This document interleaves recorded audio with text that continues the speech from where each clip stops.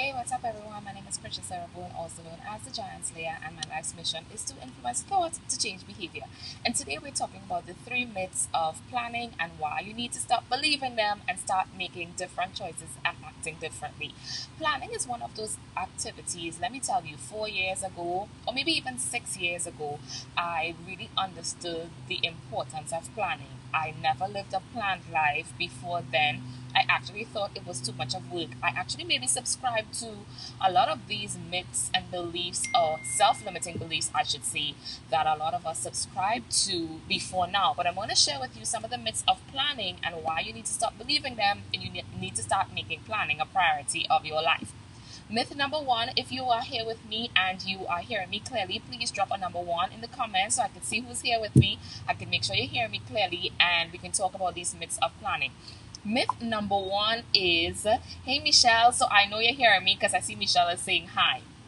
Myth number one, drop a number one in the comments to me and let's talk about myth number one. Myth number one is that it takes too much time to plan. Some people believe that it takes too much time to plan, so we rather not plan because we want to get to the end. Because we like that win factor and actually getting to the end of the goal, we all want to have the results and we all want to celebrate. Yeah, I achieved this. I bought the house, I bought the car, I launched the business, I grew my income. We want to celebrate the win. But the win doesn't happen without the plan. Actually, some of us subscribe to the myth that I don't need a plan. I could just move into action and I can get to the end and I could neglect planning because planning takes too much time. Let me tell you, you not planning is taking you more time than you actually planning.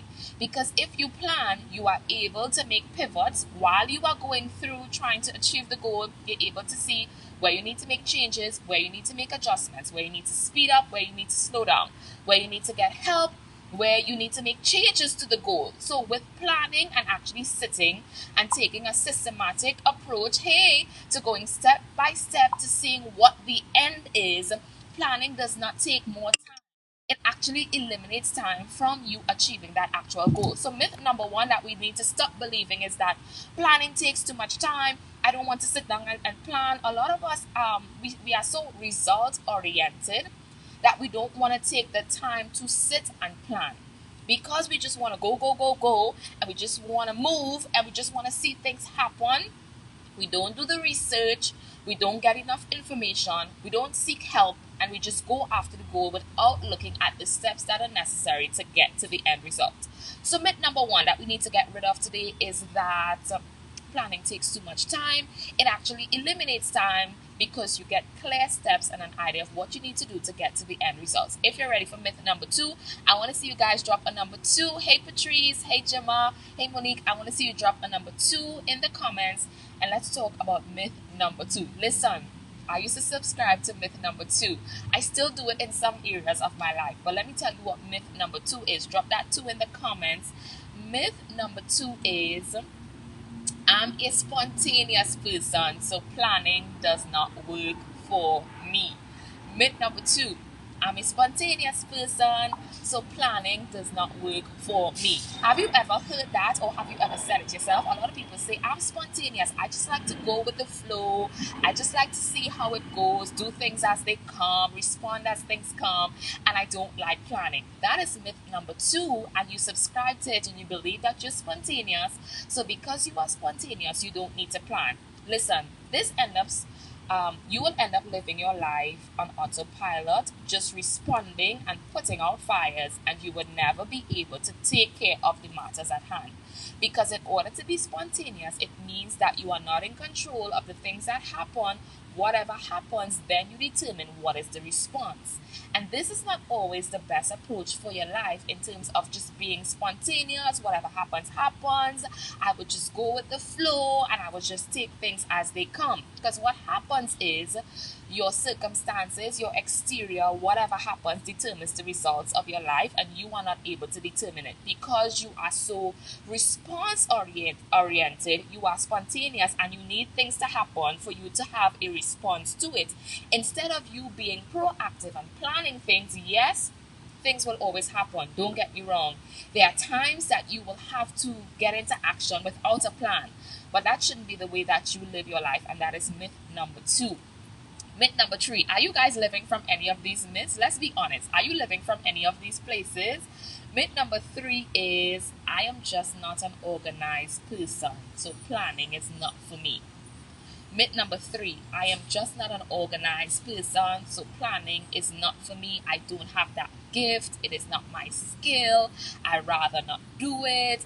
And a lot of people live their life from this place of myth number three, thinking that I'm just not organized, so planning doesn't work for me. I don't like to write. I don't like to sit and take time. These are actually self limiting beliefs that you have imposed upon yourself because of the way that you live. We live as creatures of habit, so chances are if you do something long enough, you will always continue to do it. And as long as you've lived your life, you have created things that have now become a part of your subconscious. So, in order for you to take on the seriousness of planning and even the importance of planning, you now need to reprogram. You now need to be cognitive and to be aware. Some of us need to have triggers. Like if you know that you are used to leaving stuff lying all around your house, you now have to make a conscious effort to tell yourself in your new programming, okay, I'm going to move this, I'm going to pack this away, I'm going to put things in a systematic place, I'm going to organize, I'm going to structure. And that is not going to just happen overnight, guys. You actually have to tell yourself, I am going to make this a priority. I am going to do better in this area. Organization is more of an action, administration is more of a skill. So, organizing is actually an action and an activity that you can take part in. Sometimes we put things in wrong categories and give ourselves an excuse to not live our best life or to not live a life that is organized and is planned. So we subscribe to some of these myths. Does anybody live by any of these myths? Do you want to be honest with me and say, yeah, Krisha, that's me. I do myth number one, myth number two, or myth number three. Organizing is a skill, which means it's something that you can learn. It means that it's something that you can trigger your mind to now create a new programming to make it a part of your life. Administration, on the other hand, I believe is a gifting. Even though you can train yourself to do it, and organizing is a part of administration, I believe that is a gift because you need more systematic planning. But in order for you to get organized, that is just a skill that you can learn by making a decision to do better with your life and with your decision. John Maxwell says this quote that I love. He says, you have to know yourself to grow yourself. Somebody type that in the comments for me. He says you have to know yourself to grow yourself.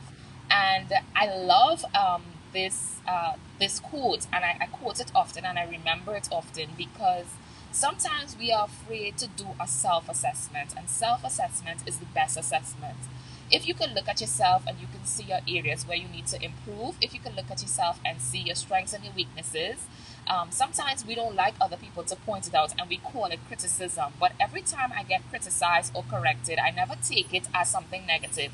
I actually take it as, where do I have a blind spot? And this person is seeing something that perhaps I am not able to see, or perhaps I have missed. You know, when you're driving, for those of you who drive, they talk about things being in your blind spot. And sometimes you need your rear view mirror, or you need your side mirrors, or you maybe even need an additional passenger who is riding with you to see things that you cannot see. I think life is kind of like that, and self-assessment is kind of like that. When you sit and you really know yourself and you are honest with yourself and you know that certain things, this is my strength, this is my weakness. I subscribe to the principle of, you don't try to strengthen your weaknesses. You live from the place of your strength and you delegate your weaknesses. I'm going to say that again. You don't try to strengthen your weaknesses. It will just be a strong weakness because that is something that you're not naturally good at. You can learn to become better at certain things, but some things are just your strength. You do it naturally. It comes to you naturally. You just flow naturally. And I like to say, live in your flow and not in your force. Let me explain what that means. There are some things that you can flow in naturally. It is just a part of you, like me speaking and me teaching. That is my flow. There are some things that you can be trained to do, that you can do with effort, with qualifications, with training, with experience, but it may be your force. When you live in your flow, you live in the place of your strength and things that is natural to you. When you live in your force, you live in the things that you don't really like doing, but you do them because you have to. Live from the place of your strength and delegate your weaknesses. So when you do that, you're now able to say, okay, this is something that I'm really good at. I know that I can get this done. If something is your weakness, you delegate it to a person, or you can delegate also to technology to help you to become better. If you're not a good manager of time, you need to delegate it either to someone to hold you accountable, or you delegate to maybe your devices. Set a calendar, set alerts, get a planner. You delegate that part of your weakness. Don't keep going on in your life saying, oh, I just can't manage my time well. What I want to get to you today is that you need to take action about the things that are weaknesses, and you need to flow in your strengths but delegate those weaknesses. So find people, find a community, find a coach, find a mentor, find somebody that can hold you accountable to those areas that you are weak in. Find a friend that is strong in that area, and that they can help you to grow there and they can support you there. But by all means, guys, please live from the place of your strength. So planning is like a recipe, and engaging your mind is like one of the main ingredients. Think about you making a cake. In order for you to make the cake, you first need to ensure that you have all of the ingredients. So, in order for you to plan, some of the things that I say you need to do is to be in a clear space. Like right now, I'm outside and by the water. I love being by the water because it stimulates my mind, and I like just being in peaceful environments. My creativity starts to flow, and that is the part of us that is most like God, because He put that on the inside of us, that ability to create.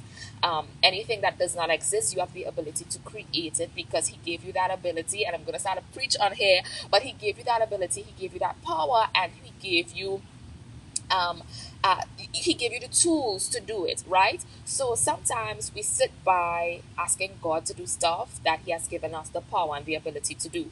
So He said, you speak to that mountain and say to the mountain, be thou removed and cast into the sea, and it shall be removed. But instead, what we do is we pray to God and we say, hey, God, there is this mountain. I need it to move it. I need you to move it for me. When He has said, you can speak to that mountain and say, be thou removed and cast into the sea. The word also says, I give you the power to get wealth. So we sit back and we pray and we say, God, I need wealth. And when God is saying, I need you to get up, get those ideas, get a plan, and start to execute. One of the things that God does is that He shows us the end and then brings us back to the beginning. So He shows you this picture of this incredible vision. He shows you a glimpse of the future of what you will have, what you will do, what you will be. And then He brings you back with some tools. So you see the entire house and you see the frame, you see it furnished. But then God brings you back to a plain plot of land, and He gives you a hammer, a drill, some screws, an architect, paper, a pen, and He leaves you to design it. And you are here looking at this vision and you're saying, God, you showed me this vision and I want to achieve it and I want to get to this place, but I need you to help me. And He is saying, I put you on the spot of land, and the spot of land is your mind. Your mind is the strongest piece of real estate that you will ever have to make your dreams and your vision come to pass. So He's saying, I've given you the spot of land. So yes, with your eyes, I have given you the vision to see what I want you to have and what I want you to possess. But with your mind, I've given you the ability to plant and to grow and to nurture and to nourish and to actually build the thing that I have showed you. So He brings us back, guys, after giving us that glimpse, brings us back into the present, brings us with paper, pen, tools, hammer, nail, drill, saw, everything that we need to now build this particular vision. And then we sit back and we say and we pray and we say, God, I need to make this happen. I need you to give me this. I need you to bless me with this. And He's saying, no, I give you the ability to create. I said all that to say, when you sit to plan, it's like making that cake. You got to have all of the ingredients, and you actually have one of the main ingredients, which is your mind. So you need to engage your mind, engage your thoughts, and sit and systematically write out the steps that you need to take in order to move your life from where you are to where you need to be. I have designed the planning challenge specifically to help those of you who may be living in any of these three myths, saying, number one, I don't have time. It takes too much time to plan. I'm just going to live. Number two, I'm not a planned person. I'm spontaneous. I'm just going to live life how it comes. Or number three, I'm just not organized. It's not my thing. It is one of my weaknesses. I've designed the planning challenge to help you to create a new life habit with the support of the Group Purpose Diaries and myself as your coach throughout this challenge to help you become more planned, because my main mission from now to the end of 2019 is to help 100 people build better businesses and build stronger lives. And I want you to realize that that vision that you see, that house that you want to build, you sit back as the architect, and God has given you the most powerful thing, your mind, which is the real estate that you can use to now develop, to now plant, to now grow, and to now build, and to make that vision come to life. Do we have any questions? Who is still with me? Because I know some of you may have left me. Monique say, I'm an organized person. I cannot function without being organized. I get that. I get that. You're also spontaneous. That is me as well. I'm spontaneous with some things, but then in the other things, I realize that I really need to plan. And anytime I stray from planning, I mess up the results, and I forfeit process, and things come out real messy when you forfeit process and when you try to skip ahead to just build, and you don't have all the tools. So you end up going ahead to build, and then you realize, oh my God, I need to go to the store to buy cement. I need to go to the store to buy bricks. I need to go get this. I need to get this tool. I need to get this help. When if you had planned and you had structured and you started with the actual design, when you actually go to build and you go to take action, you can actually now begin to build that vision and that goal and that dream. So my name is Krisha Sarah Bowen, also known as the Giant Slayer, and I hope this has helped you today. 3 myths that you may be living from about planning, how you need to change them, and how you can now begin planning on purpose to see change in your life. I see you guys on the inside in the challenge. Have a good one. Bye-bye.